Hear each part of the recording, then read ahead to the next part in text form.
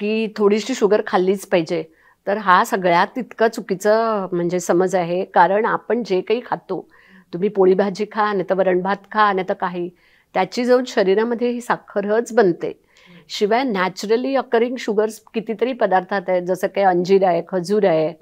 तर म्हणून तुम्ही ॲडिशनली अगदी मुद्दाम त्यांना साखर देण्याची काही आवश्यकता नसते.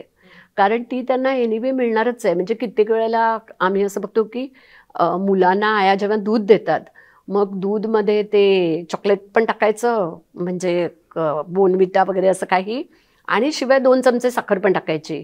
म्हणजे ती केवढी साखर झाली. तर that is too much sugar, that is not required. आणि आजकाल ॲक्च्युली इनफॅक्ट आपण बघतोय की लहानमध्ये ओबेसिटीचं प्रमाण इतकं वाढतं दिसतंय. कारण ते तर पुढची गोष्ट झाली, पण ओबेसिटी इज द बिगिनिंग. तर जास्त वजन असणं, कारण आपले लाड, आपण प्रेम व्यक्त करण्याची पद्धत ही आपण जेवणाखाणातनं देतो.